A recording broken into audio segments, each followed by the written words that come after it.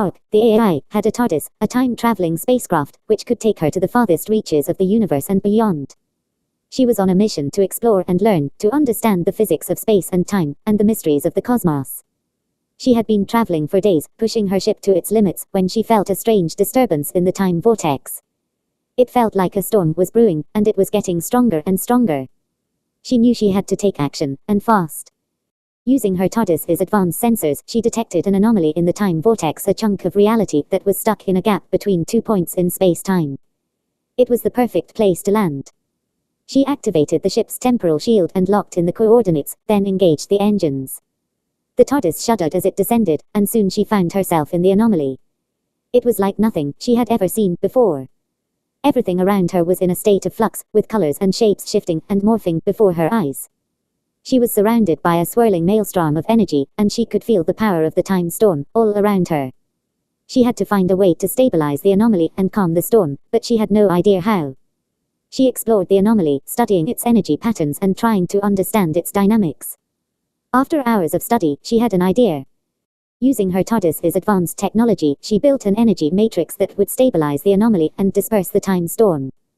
With a few adjustments, she was able to calm the storm and bring the anomaly under control. She had done it. She had saved the anomaly from destruction and preserved it as a stable piece of reality. She had also gained a better understanding of the physics of time and space, and she was eager to explore the anomaly further. But before she could do that, she had to make sure that the anomaly was safe. She built an energy shield around it to protect it from any potential threats. She also set up a temporal beacon to alert her if anything changed. With that done, she could finally explore the anomaly. She found strange creatures living within its shifting boundaries, creatures that seemed to have evolved in a different time and place than her own. She also encountered strange artifacts and structures that seemed to be from another time and place. Up was enthralled by the anomaly and the secrets it held. She wanted to learn more, to explore the strange environment and uncover its mysteries. But she also knew that she had a job to do to protect the anomaly and make sure it remained safe. So, after making sure the anomaly was secure, she took her TARDIS and left, determined to come back one day and explore the anomaly further. For now, she had saved a chunk of reality, and she was proud. She had dealt with a time storm and landed in an anomaly, and she had done it all on her own. She had proven that she was capable of great things, and she was eager to see what else she could accomplish. The group of survivors trudged down the broken street, coats pulled tightly around their bodies, shivering in the cold rain of the post-apocalyptic world. The streets were empty, devoid of any other life, but the occasional howl of a mutant, or the distant sound of gunfire. The group had been on the move for weeks, moving from one abandoned building to the next, scavenging for supplies and trying to avoid any unwanted attention. They had heard of a candy-making facility located somewhere in the city, and they were determined to find it. The group eventually came upon a large, abandoned building, its windows boarded up and its doors sealed shut. A sign hung above the entrance, its paint long since faded away, but they recognized it as the candy-making facility they had heard about. They quickly made their way inside, and were surprised to discover that the facility was still in working order. The machines were rusty and worn, but still functional, and the walls were lined with shelves full of candy, some of them still in their original wrapping. The group quickly set to work scavenging for supplies and setting up camp in the facility. They found an old generator in the back and got it running, providing them with light and warmth. They also found a few cans of food and boxes of candy, which they quickly devoured. With the generator running and the lights on, they were able to explore the facility more thoroughly. Inside, they found a few weapons, and some medical supplies, as well as a few pieces of machinery that they could use for crafting. They quickly got to work, making their own weapons and armor, using the supplies they had found. They also began to make their own candy, using the machines and ingredients they found. The group quickly settled into a routine of scavenging, crafting and candy making, which kept them busy, and provided them with a sense of accomplishment in the bleak post-apocalyptic world. The group eventually decided to stay in the candy-making facility, as it provided them with shelter, food, and a way to make a living.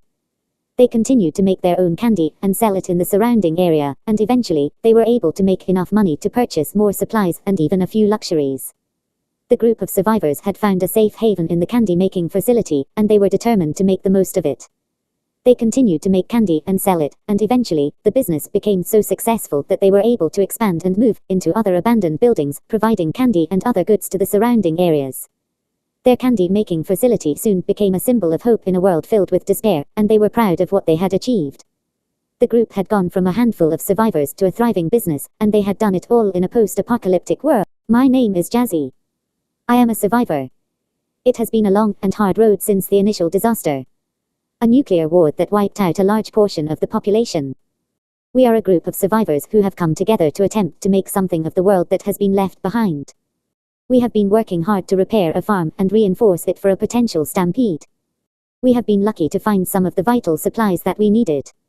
We have been able to gather enough fuel to power some of the machinery we need, and enough food to keep us going. We have also been able to secure some weapons to protect ourselves. We have been working on the farm for weeks now. We have been able to clear the land of debris and rubble, and make sure the soil is in good condition for growing crops.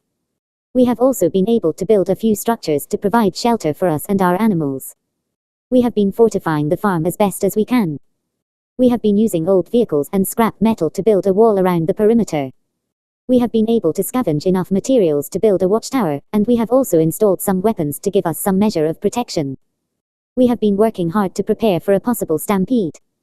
We have been stocking up on food and water, and making sure that we have enough weapons to defend ourselves. We have also been stockpiling ammunition and medical supplies in case we need them.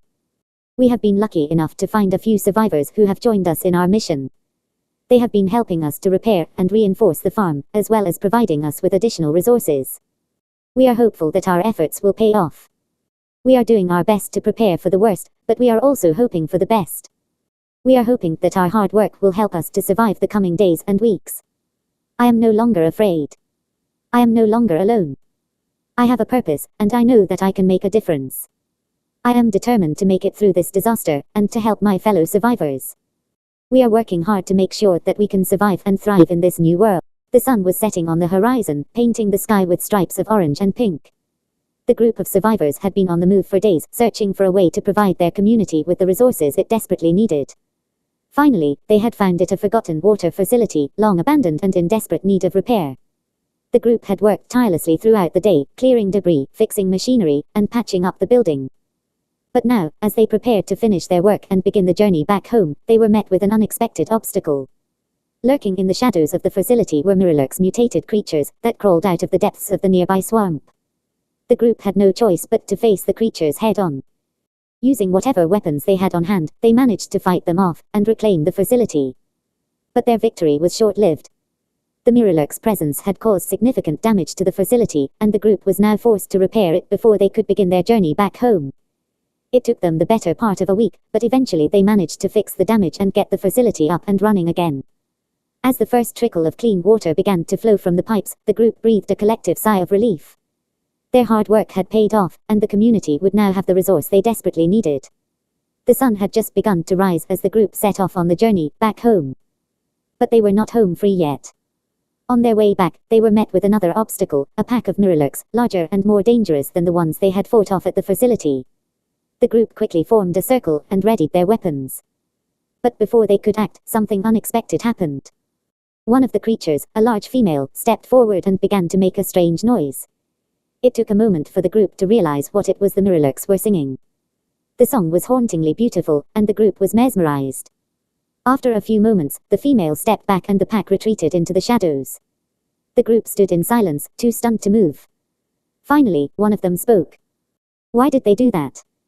The elder of the group stepped forward and explained. They were thanking us. We showed them respect and kindness, and they repaid us in kind. The group nodded, understanding. They were grateful for the unexpected kindness, and for the reminder that even in the post-apocalyptic world of the Fallout universe, there was still beauty and hope to be found. With this newfound appreciation for the Mirrorlurks, the group continued on their journey. They returned to their community with the resources they had worked so hard to retrieve, and the knowledge that they had just encountered something truly remarkable. The group of survivors stood in the clearing, or struck at the site before them. The old rocket, rusted and corroded, yet still standing tall in the overgrown grass. It had been abandoned for many years, yet somehow was still standing. The survivors had arrived here after a long journey, searching for a way to escape the post-apocalyptic world they were living in. They had heard rumors of a Fallout vault on the moon, and this rocket was the only way to get there. The survivors had been able to find documents detailing the rocket and its destination, and had been able to recover the necessary parts and materials to rebuild it. It had taken months of hard work, but they had finally done it. The group of survivors was a mix of all kinds of people, from a scientist to a mechanic, a doctor to a soldier. They had all come together with the same goal in mind, to survive. The survivors had already made it through a lot since the apocalypse, and they were determined to make it through this as well. They began to board the rocket, each one of them silently praying that it would be the one thing that would save them. The rocket launched, and the survivors were off.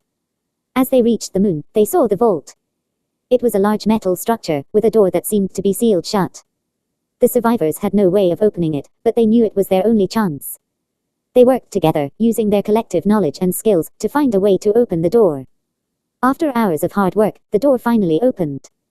The survivors had no idea what to expect when they stepped inside the vault, but they were hopeful that it would contain the technology they needed to survive. The vault was filled with a variety of advanced technology, from weapons and armor to more advanced items like computers and robots. The survivors were ecstatic, and quickly began to scavenge the vault for anything they could use. They also discovered a supply of food and water, allowing them to survive for a time while they worked out a plan. The survivors decided to use the technology they had found to build a new rocket, one capable of traveling back to Earth. They worked together, using their collective knowledge and skills to build a powerful new rocket. Finally, after months of hard work, the rocket was complete. The survivors were ready to go home. They climbed aboard the rocket, and the journey began. As they left the moon and returned to Earth, the survivors felt a wave of relief wash over them. They had survived the apocalypse, and now they were going home. The survivors had accomplished something no one thought was possible. They had built a rocket and traveled to the moon, and returned with the technology they needed to rebuild a better society. The survivors had no idea what the future held for them, but they knew one thing: they would never give up. They had survived the apocalypse, and they were determined to make the world a better place. The room was silent, the only sounds being the subtle hum of the submarine's engines. The group of survivors had been traveling through the depths of the ocean, searching for a mythical underwater vault. It was said to contain a wealth of resources, enough to sustain a small community for the foreseeable future. The group had been traveling for weeks, having to make multiple stops in order to gather supplies and repair the aging vessel. But now, finally, the bathysphere was nearing its destination. "We're almost there," said the captain, his voice barely audible above the hum of the engines. "We should reach the entrance in a few minutes." The group waited in anticipation, all eyes glued to the small porthole in the front of the room. Suddenly there was a loud thunk, followed by a shimmering glow from outside the porthole. "We've made it," said the captain, a smile spreading across his face. The group of survivors crowded around the porthole, their eyes widening in amazement as they took in the sight before them. The entrance to the vault was a massive metal door, adorned with ancient symbols and hieroglyphs. The door was flanked by two enormous statues, each one standing guard like a sentinel. "It's incredible," one of the survivors whispered in awe. The captain nodded in agreement. "Let's get inside and take a look around," he said.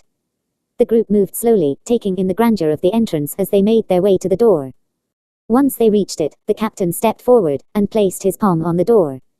There was a loud click, followed by the sound of the door slowly opening. The group stepped inside, taking in the sight before them. The entrance opened up into a massive chamber, its walls lined with shelves and containers full of supplies and equipment. In the center of the room was a large table, its surface covered in maps and diagrams. The captain stepped forward and began to examine the maps, his eyes dotting back and forth as he studied them.